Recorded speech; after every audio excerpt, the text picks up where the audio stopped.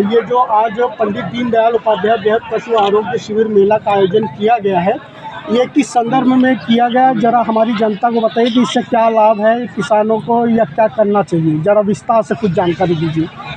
ये हमारे उत्तर प्रदेश सरकार की एक महत्वाकांक्षी योजना है और हमारे मुख्यमंत्री महोदय किसानों की आय दुगनी करने का प्रयास कर रहे हैं। उसी की कड़ी में पशुपालन विभाग की तरफ से ये योजना लाई गई कि पशु पालकों की आय तब तक दूनी नहीं हो सकती जब तक कि उनका प्रोडक्शन न बढ़ाया जाए।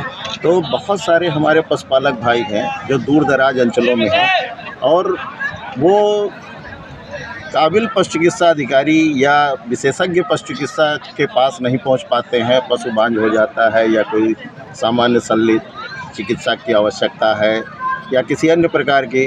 तो आज ये हमारे सरकार की ये मंशा थी और पंडित दीनदयाल उपाध्याय जी ने जो सपना देखा था कि हाँ, जब तक अंत का उदय नहीं होगा तब तक कोई विकास नहीं हो सकता है। तो उसी कड़ी में उनके सपनों को साकार करने के लिए माननीय मुख्यमंत्री जी ने ये योजना लागू की कि हम ग्रामीण अंचलों, दूर दराज अंचलों में इस तरह के मेले आयोजित करें।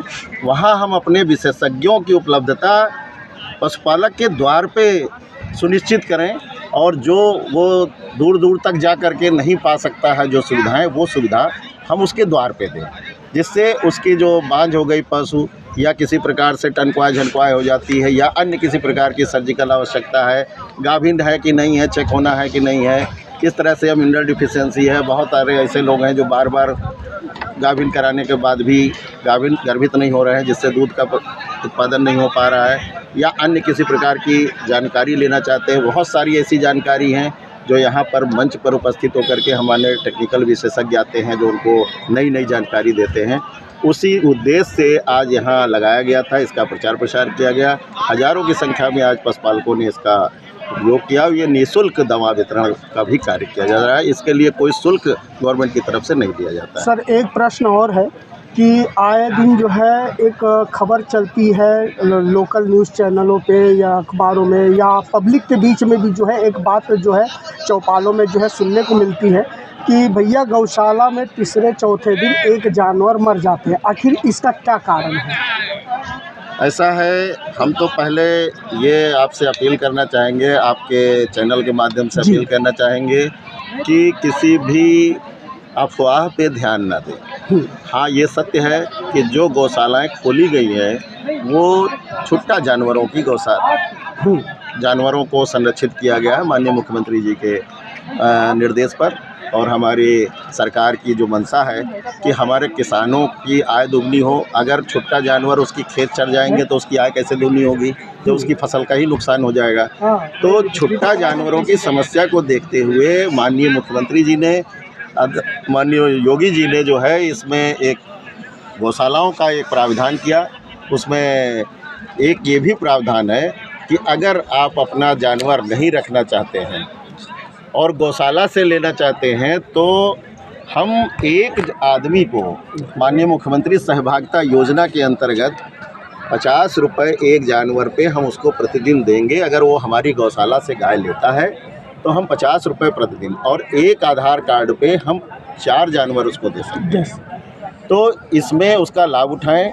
आप अपने विकास खंड की किसी भी गौशाला में जा कर के वहाँ पर आप गाय पसंद कर लें। अगर आपको गाय कोई पसंद आती है कि नहीं साहब इसको पालना मैं चाहता हूँ, तो वो एक फार्म है, ग्राम प्रधान, पंचायत सेक्रेटरी और हमारे लोकल डॉक्टर पशुधन प्रसार अधिकारी के सहयोग से आपका फॉर्म भरा जाएगा।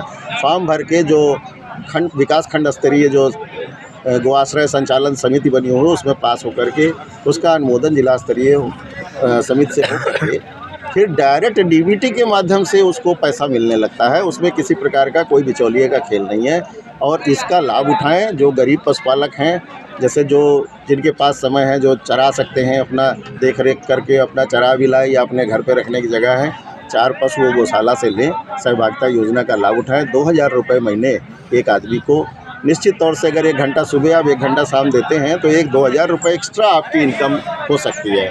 और छुट्टा ना छोड़ें, किसी प्रकार की समस्या हो, ये इसीलिए दीनदयाल उपाध्याय मेले लगाए गए हैं कि छुट्टा की समस्या भी इससे जब हमारी गाय गाभिन हो जाएगी, दूध देने लगेगी, तो हम पशुपालक उसको नहीं छोड़ेगा।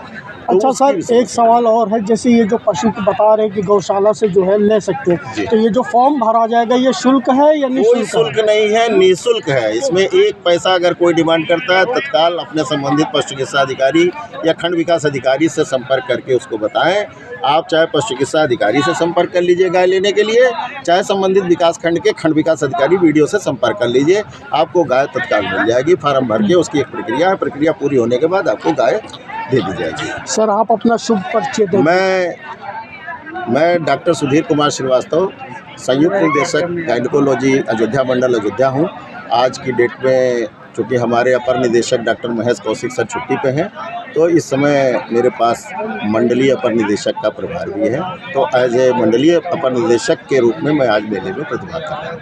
धन्यवाद। जैसा कि आपने देखा, डॉक्टर साहब बता रहे हैं, जानकारियाँ दे रहे हैं इस मेले से क्या क्या किसानों को लाभ है। किसान अगर चाहे तो गौशाला से जो है जानवर भी ले सकता है, अपने आधार कार्ड पे 4 जानवर वहाँ से ले सकता है, जो कि बिल्कुल निःशुल्क है फॉर्म, और लाभ उठा सकता है। इसी के साथ आप देख रहे हैं इंडियन स्पीड न्यूज़। बने रहिए इंडियन स्पीड के साथ। मैं मनोज मिश्रा, अयोध्या।